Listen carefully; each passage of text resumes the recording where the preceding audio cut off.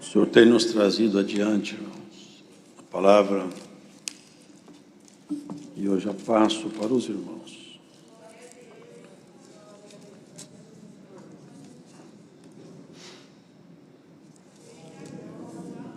Epístola do apóstolo Paulo aos Colossenses.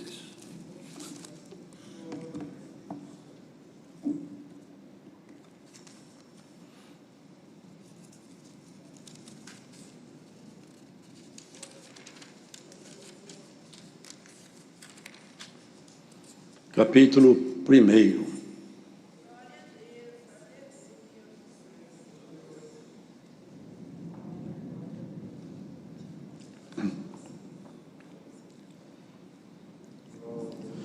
Paulo, apóstolo de Jesus Cristo, pela vontade de Deus, e o irmão Timóteo, aos santos e irmãos fiéis em Cristo que estão em Colossos, graças a vós e paz da parte de Deus, nosso Pai, e da do Senhor Jesus Cristo.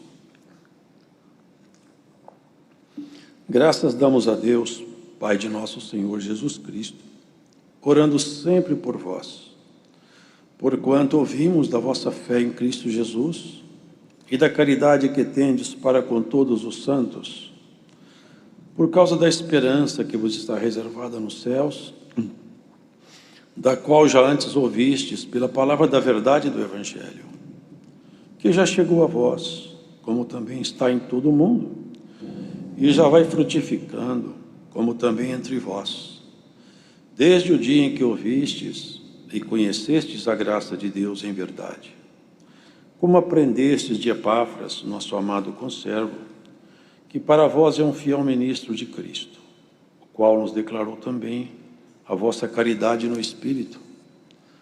Por essa razão, nós também, desde o dia em que ouvimos, não cessamos de orar por vós, e de pedir que sejais cheios do conhecimento da sua vontade, em toda a sabedoria e inteligência espiritual, para que possais andar dignamente diante do Senhor, agradando-lhe em tudo, frutificando em toda boa obra e crescendo no conhecimento de Deus, corroborados em toda fortaleza, segundo a força da sua glória, em toda paciência e longanimidade com gozo, dando graças ao Pai que nos fez idôneos para participar da herança dos santos na luz, o qual nos tirou da potestade das trevas e nos transportou para o reino do Filho do seu amor, em quem temos a redenção pelo seu sangue, a saber, a remissão dos pecados, o qual é a imagem do Deus invisível, o primogênito de toda a criação. Porque nele foram criadas todas as coisas que há nos céus e na terra, visíveis e invisíveis, sejam tronos, sejam dominações, sejam principados, sejam potestades. Tudo foi criado por ele e para ele. E ele é antes de todas as coisas, e todas as coisas subsistem por ele. E ele é a cabeça do corpo da igreja, é o princípio e o primogênito dentre os mortos, para que em tudo tenha a preeminência, porque foi do agrado do Pai que toda a plenitude nele habitasse, e que, havendo por ele feito a paz, pelo sangue da sua cruz, por meio dele reconciliasse consigo mesmo todas as coisas, tanto as que estão na terra, como as que estão nos céus.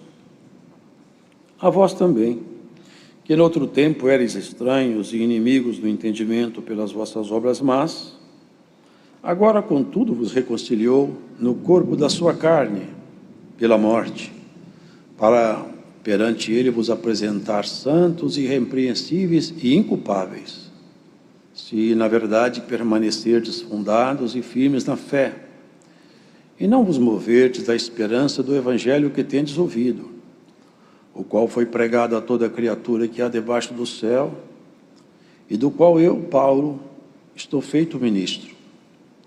Regozijo-me agora no que padeço por vós, e na minha carne, cumpra o resto das aflições de Cristo pelo seu corpo, que é a igreja, da qual eu estou feito ministro segundo a dispensação de Deus, que me foi concedida para convosco, para cumprir a palavra de Deus. O mistério que esteve oculto desde todos os séculos e em todas as gerações, e que agora foi manifesto aos seus santos, aos quais Deus quis fazer conhecer quais são as riquezas da glória deste mistério entre os gentios, que é Cristo em vós, esperança da glória. A quem anunciamos, admoestando a todo homem e ensinando a todo homem toda a sabedoria, para que apresentemos todo homem perfeito em Jesus Cristo. E para isto também trabalho, combatendo segundo a sua eficácia, que obra em mim poderosamente. Amém. Amém.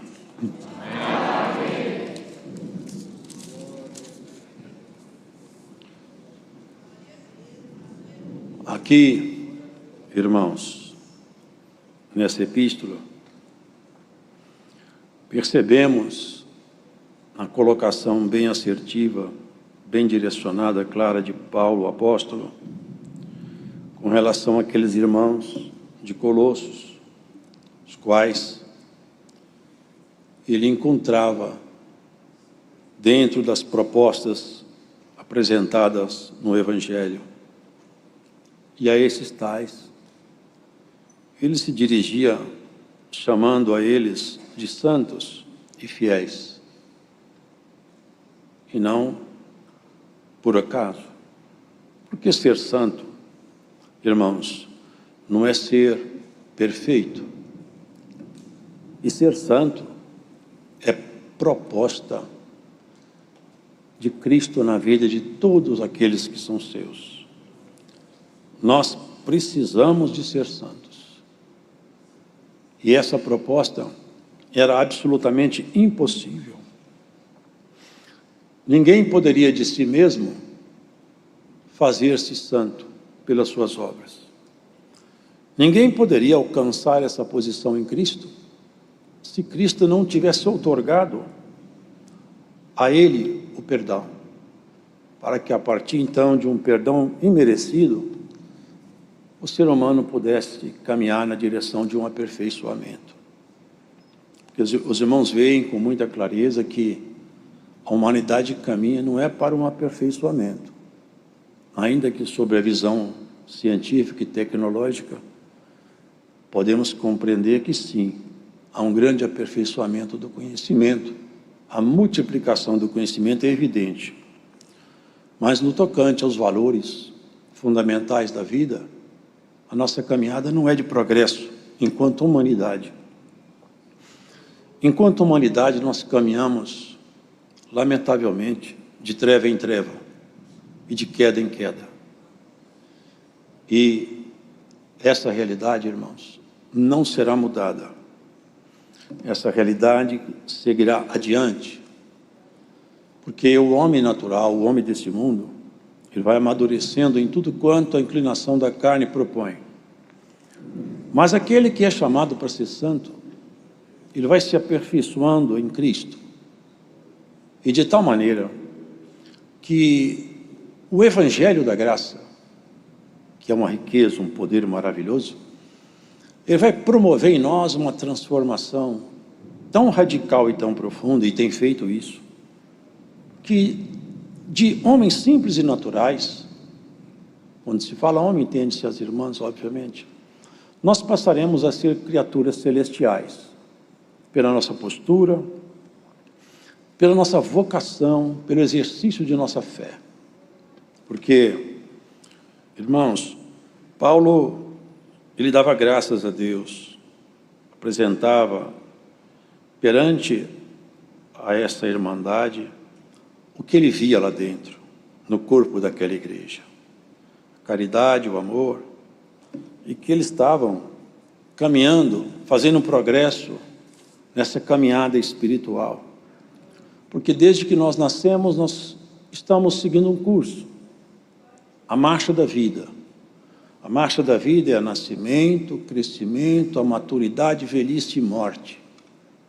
E debaixo desse ciclo, nós vamos fazendo nossas escolhas, até que nosso tempo acabe.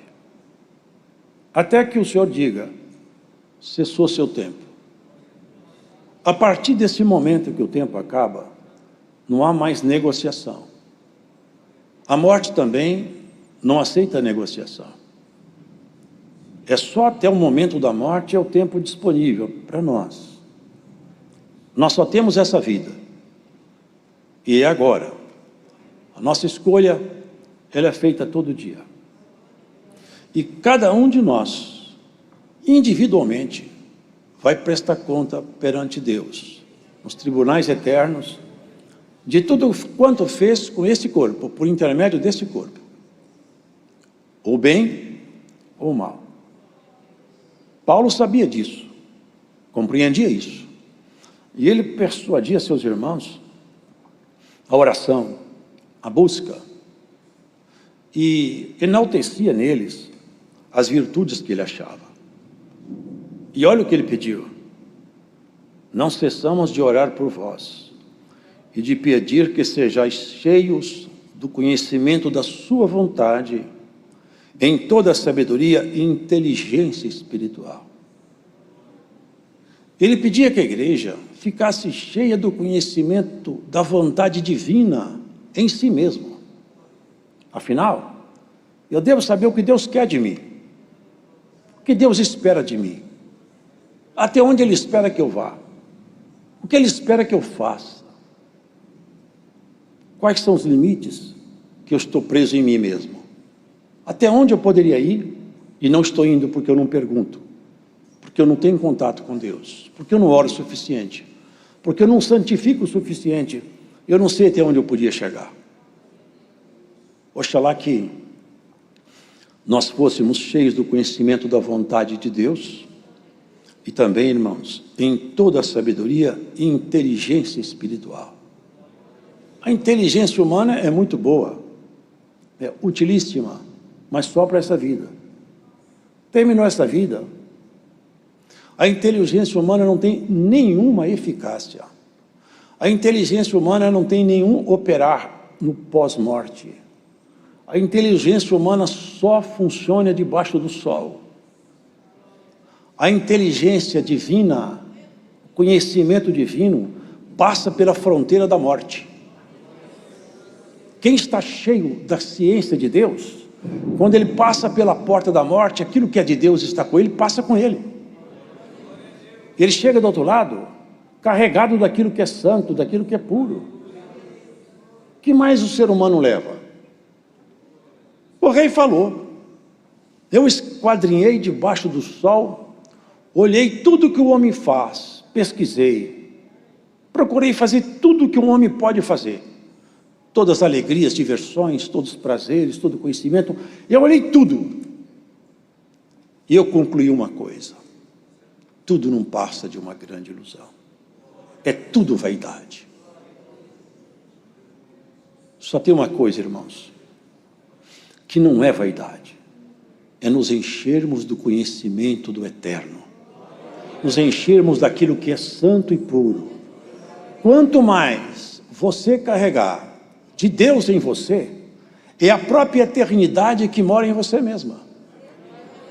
O Senhor Jesus falava algumas coisas, irmãos, que aqueles homens não entendiam, mas nós entendemos hoje. Ele falava algumas coisas que eles ficavam perturbados, mas hoje nós não nos perturbamos mais. Eles se justificavam a si mesmos dizendo: nossos pais comeram do maná, do pão do céu. Jesus falou com eles: vossos pais não comeram do pão do céu, mas caiu o pão do céu. Nossos antepassados narram isso. Mas esse céu aí, ó, o pão que desce do céu sou eu. Quem come da minha carne e bebe do meu sangue não morre mais. Eles ficaram assustados. Mas que homem é esse? E que palavras são essas? Podemos comer da sua carne e beber do seu sangue? quem não comer da minha carne e não beber do meu sangue, não tem parte comigo. Muitos discípulos foram embora, depois desse discurso. Foram retirando. Um dos discípulos ainda foi admoestar o mestre. Está pesado esse discurso aí. Depois que o senhor começou a falar isso, seus seguidores foram embora, você vai ficar sozinho. O senhor falou com ele, vocês também podem ir embora, fica à vontade. Eles caíram em si mesmo. Pedro abaixou a cabeça e falou, não, senhor, nós nunca escutamos palavras como as suas, nunca vimos autoridade como essa que sai de tua boca. O senhor tem palavra de vida eterna. Ele confessou, o Senhor é o pão da vida. Nós vamos continuar. Isso, irmãos, é o segredo do Evangelho. A palavra de Deus, quando ela é alimentada, ela transforma, muda. Até mesmo as pessoas que ficavam de longe, vendo o operário do Senhor Jesus, foram atingidas, como um raio, pela sua virtude. Como Nicodemos. Eles julgavam Jesus. Esse homem não é de Deus. Pode vir alguma coisa boa de Nazaré? Nicodemos falou, escuta, mas na nossa lei, um homem pode ser condenado sem ser ouvido? Porventura, você também foi enganado por esse charlatão aí? Irmãos, a palavra dele era essa daí. Eu tenho comigo a vida eterna. Meu Pai tem a vida eterna. E eu também tenho. Eu e o Pai somos um só. É Deus humanizado em Jesus. Deus se fez homem em Jesus. Com isso ele se identificou conosco na plenitude da identidade. Em tudo, ele foi um homem perfeito.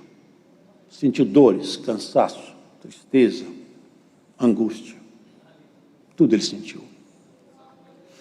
Ele pode nos representar. Legitimamente, ele é homem. Legitimamente, ele é Deus.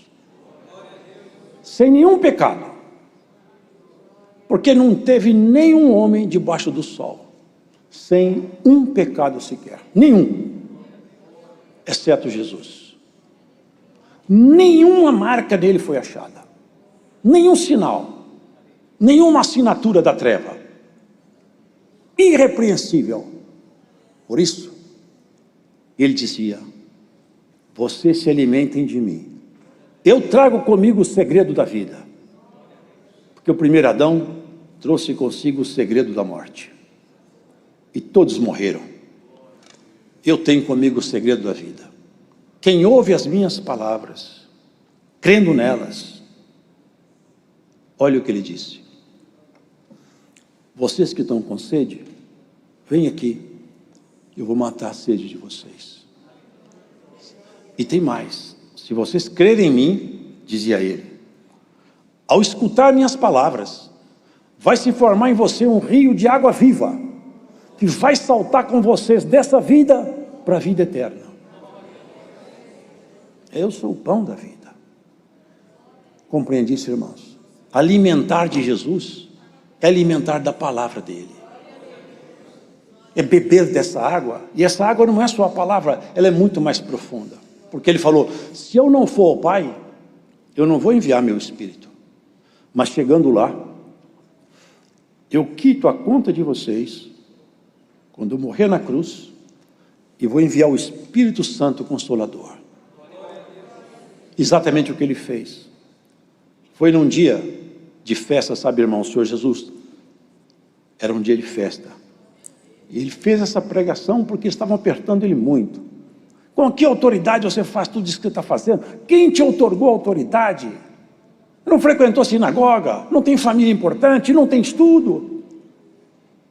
Quem é que te dá autoridade para fazer essas coisas? E a autoridade era tamanha que ninguém podia negar, porque até o morto saía da sepultura. Os demônios gritavam, nós te conhecemos.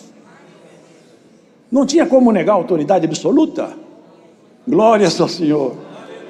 falava para a morte, cala-te, a morte calava e ia embora, e ficava a vida, voltava a vida daquele morto.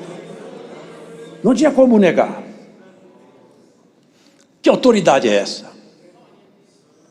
Perguntaram para João também: quem você é? Você é o Cristo? Eu falei: não, sou Cristo. Você é Elias? Também não. Você é profeta? Eu falei: não sou nada. Quem que você é? Eu sou uma voz que clama pelo deserto. Aí Jesus espera a pergunta e perguntou: eu também quero perguntar para vocês uma coisa. O batismo de João Batista era do céu ou da terra? Porque se eles falassem, era do céu, ele perguntaria: por que vocês não creram então? Se eles falassem era da terra, aquele povo apedrejava eles. Eles, como uma raposa: nós não sabemos. Eu também não vou falar para vocês com que autoridade eu faço essas coisas, mas nós sabemos com que autoridade ele faz tudo. Vocês viram aqui? Nele foram criadas todas as coisas que há nos céus e na terra, nele, visíveis e invisíveis, sejam tronos, isso aqui são hierarquias celestiais, viu? Tronos, dominações, principados, sejam potestades, tudo foi criado por ele e para ele. Vocês percebem a autoridade do seu mestre? Percebem o poder do nosso Senhor? Ele que criou tudo, e tudo está sustentado pela força do poder dele. E não por acaso, ele, quando fazia esse discurso, era uma época de festa chamada tabernáculo, porque em Israel comemorava-se 3 festas principais: a festa de Páscoa, da Páscoa, que era a libertação do povo do pecado, da mão de Faraó, lá no Egito. 7 semanas depois, tinha a festa de Pentecostes, chamada Festa da Semana. E depois, no 7º mês, a última festa, que era chamada Festa de Tabernáculo. Essa festa, ela tinha uma particularidade. Aquela primeira festa, os irmãos conhecem. A Páscoa representava a soltura do povo hebreu, que também fazia figura Jesus, que viria como Cordeiro Pascal. Cumpriu-se em Jesus quando ele foi crucificado. 7 semanas depois, tinha uma festa chamada Festa de Semanas. O povo saía para colher os primeiros frutos do campo e entregava para o sacerdote. Era a festa da semana, os primeiros frutos de Israel. Era uma oferta ao Senhor. Depois de 7 semanas da Páscoa, Cristo foi crucificado na época de Páscoa. 7 semanas depois, aconteceu um evento maravilhoso, que muitos hoje falam que não existe mais. Lamentavelmente, tem muitos cristãos que não acreditam mais nisso. A dispensação do Espírito Santo, o derramamento do Espírito que Joel profetizou: vou derramar meu Espírito sobre a carne. Glória ao Senhor. 7 semanas depois, o Espírito de Deus desceu ali com grande autoridade sobre aqueles homens. E eles começaram a glorificar Deus, não para pegar trigo, centeio nem cevada, mas para buscar as grandezas de Deus e entregar para os seus companheiros numa língua que eles não sabiam falar, um idioma que eles não dominavam, mas pelo Espírito Santo eles falavam. E Cristo fez essa pregação numa festa chamada Tabernáculo. É a última festa do ano. Depois daquele momento ali, já os campos de Jerusalém não produzem mais nada, só no ano seguinte. O Senhor estava dizendo, agora é o derramamento das últimas dispensações. Desde que Cristo foi crucificado até ele voltar, nós estamos vivenciando uma dispensação dos tabernáculos. Sabe como é que eles faziam? Eles saíam de casa, ficavam em cabanas, dormiam fora de casa, e de noite eles ficavam fora das suas casas, e eles lembravam, nós já fomos nômades, já andamos pelo deserto, e olhava as estrelas, e eu sempre penso isso, quando o Senhor me traz essa parte adiante, é que vendo as estrelas lá em cima, eles deviam perguntar para si mesmo, onde será que Deus fez a morada dele? Lá naquele alto tão excelente, e nós morando aqui em cabana, foi lá naqueles lugares mais magníficos, mais altos, foi lá que ele colocou o seu nome como cidadã e cidadão daquela cidade. Nós somos chamados para isso, para essa grande mudança de comportamento. Enquanto a humanidade toda caminha em passos largos para os abismos, cantando como um novilho que vai ao matadouro, sem saber o que espera, nós vamos sacrificando nossos desejos, mortificando a nossa carne, falando não muitas vezes para a nossa natureza. Seguimos adiante, ainda que muitas vezes sofrendo, cansado, provado, tentado, machucado, desempregado, doente, seguimos adiante. E quantas vezes for necessária, nós confessaremos que Jesus é o nosso bastante fiel e suficiente Salvador e amigo. Nele nós podemos todas as coisas. Tudo você pode naquele que te fortalece. Tudo você pode naquele que morreu na cruz por sua causa, que demonstrou um amor tão profundo que nem o inferno acreditava que ele fosse tão longe nesse amor tão profundo. Levantou-se de entre os mortos. E Paulo, na ciência eterna, dizia: ó profundidade das riquezas, ó profundidade, onde está a morte, a tua vitória? Ó inferno, cadê seu aguilhão? Tragada foi a morte na vitória. Jesus se levantou e vai levantar cada um de nós também. Você lamenta por aquele que foi embora que você amava? Não lamente mais. Daqui a um tempo nós encontraremos todos juntos na nossa cidade. Aquele que tombou fiel não morreu. O Senhor falou: aqueles que estão em mim não morrem, mas passam dessa vida para outra vida. Glórias ao Senhor. Não desanime na sua jornada. Não olhe para trás. Aquela mulher de Ló olhou para trás e virou uma estátua de sal. O Senhor falou: aquele que mete a mão no arado, se ficar olhando para trás, não é apto para fazer aragem. Meteu a mão no arado, segue adiante. Vai chorando, vai caminhando, vai plantando no choro, que já já você vai colher no júbilo e na alegria. Tem tempo de chorar, mas tem tempo de rir. Tem tempo de você apanhar, mas tem tempo que você vai bater também. Glória. E não é bofete, não é murro, não. É bater na proposta do Senhor, na santidade, no desejo, na integridade da fé. É não se afastar dos propósitos divinos. Aonde Deus te pôs, fica lá, não corre da guerra, não larga teu posto, não abandone o seu lugar. Aonde o Senhor te colocou, seja onde for, cumpra o seu papel.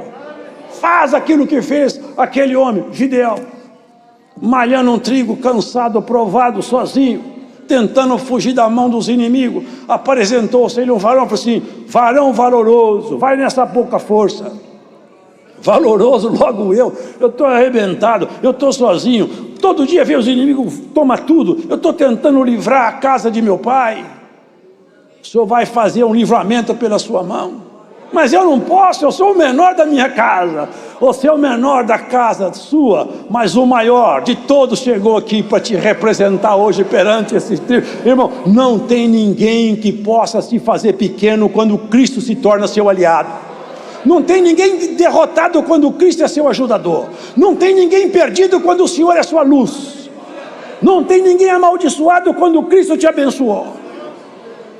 E você está com medo da maldição? Receba a bênção da palavra em nome do Senhor Jesus Cristo. Você está com medo do futuro? Jesus Cristo é o futuro seu. Não tenha medo do amanhã. Quem não tem Deus tem que ter medo de qualquer coisa. Até de um gato ele tem que correr.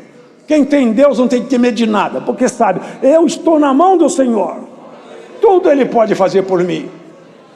Quantas vezes tentaram matar esse homem? Cercaram, armaram ciladas, juraram de morte. 40 homens, salvo o melhor juízo, falaram assim: nós não comemos, não bebemos enquanto nós não matar Paulo. Esse homem tem que morrer. O Senhor falou: ninguém mata Paulo enquanto ele não fizer tudo que eu mandei. Não morre Paulo. Morre todo mundo, mas Paulo fica vivo. Glória ao Senhor. Morre muitos, mas você fica vivo. Alguém falou que você vai morrer, o Senhor te fala: você vai viver, e vai viver para servir ao teu Deus. Glórias ao Senhor. A palavra de Deus, irmão. Sede santo, sede puro, seja limpo, é fiel, honesto, acumula as boas obras, porque quando você dobrar seu joelho, Cristo está comprometido com sua oração. Paulo falou: eu cumpro o resto das aflições. Não que Cristo deixou conta para pagar, não que Paulo cumpriu um saldo que Cristo deixou devedor, nunca. A obra de Cristo é suficiente, total e absoluta. O que Paulo dizia é o seguinte: eu agora aprendi a sofrer pela igreja, aprendi a gostar desse povo, aprendi a amar essa gente, e quando esse povo está apertado, eu sinto aperto, eu sinto tremor por fora e temor por dentro. Quando alguém fica fraco, eu perco o sono à noite. Quando alguém enfraquece, eu perco a minha alegria de comer. Agora eu vivo para proteger esse povo. Glórias ao Senhor. Viva para proteger essa gente, que Cristo vai proteger até a tua casa. Protege o povo de Deus, que Deus te protege. Defende a verdade, e a verdade se levanta no tribunal e te defende no último dia. Glórias ao Senhor. A palavra do Senhor é essa: faça o bem, e o bem vai trabalhar a teu respeito. E não tema o que possa te fazer um homem, porque fiel é aquele que te chamou. Fiel é o teu ajudador, o poderoso de Israel, que não fez essas estrelas michuruca, não, nem essas galáxias, não. Ele fez com as potestades do céu, as hierarquias mais altas, os querubins, aqueles anjos que quando chegam na terra, a terra inteira fica iluminada quando eles passam por aqui, ilumina até esse universo. São anjos que nós nunca vimos. Eles foram, todos eles, feituras do Senhor. Ele que pode sustentar a sua caminhada, os seus passos. Na mão dele você está seguro, e ninguém te tirará da mão dele. Ou porventura tem algum espírito que teria a petulância, a coragem, a ousadia de se apresentar perante o Senhor e desafiá-lo a teu respeito? Antes escondido pelas cavernas do inferno é que eles andam. Glórias ao Senhor. O Senhor te chama de bem-aventurado, de bem-aventurada. O dia do Senhor vem vindo. Prepara-te para aquele grande dia. Prepara-te para o grande encontro. Não olhe para a esquerda, não olhe para a direita, não olhe para trás. Muitos correram da guerra. Naquele dia vão ficar com muita vergonha, quando se levantarem os heróis da fé, os novos heróis da fé. A Maria, João, Pedro, Tiago, José, Antônio, todo mundo vai se levantar. Herói da fé, você venceu, mulher, você venceu, homem. Tome a porção do teu Senhor. Entra no gozo, no regozijo que não acaba. Você dorme de noite, aonde vai sua alma? Quem toma conta de você? É o Senhor que vela por ti. Deus seja louvado. Amém. Agradecemos a Deus em oração.